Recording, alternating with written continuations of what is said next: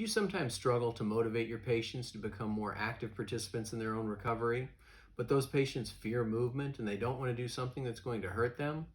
Well, if you don't have that problem, I'd like to move to your area and practice there. But if you do have that problem, while I don't have all the answers, I do have some tips I've picked up in the past couple of decades. Hi, I'm Tim Bertelsman. I'm the co-founder of ChiroUp.com, and I'd like to give you 3 tips that I use to help motivate patients in that situation. Number 1 is that patients need to understand the difference between hurt and harm.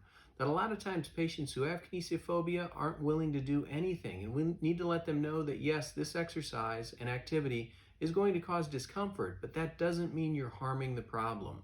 That if you have sharp or radicular pain, yes, there's probably some harm and we need to back off. But soreness and discomfort is something that you're going to need to deal with and something that you're going to need to embrace in order to recover. Number 2 is that we want to start them gradually, that we're not able to take a patient from couch potato to ultramarathoner in one step.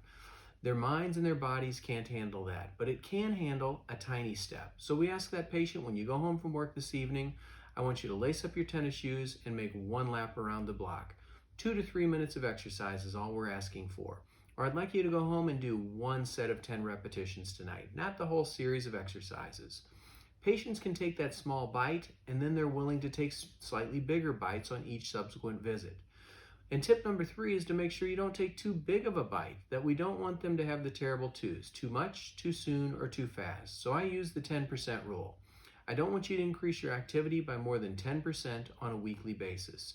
And when they're able to do that, they can take a stepwise fashion, giving both their mind and body the ability to accommodate that.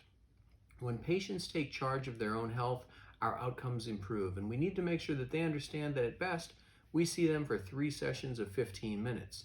They get to see themselves for the other 10,000 minutes each week. So they need to be active participants in that process. And that's a lot of information to deliver to patients. One thing that I use to make that happen is my Key Insights for Lower Back Pain handout. This is a PDF that I can print up and hand out in the office or deliver via email. And now the patient has some resources at their fingertips to help them improve. I've created a link in this post that you can download that. We'll ask for your email and we'll send you a copy that you can use any way that you wish. It has the latest information about how to motivate patients with kinesiophobia so that they understand that they can become active, and that's going to be a help, not a hurt. I hope that you like what you see. This is the same information that more than 1,000 doctors throughout the world use on a daily basis. I hope that you can use it as well, and we'd love to have you as part of our network. Thanks for watching.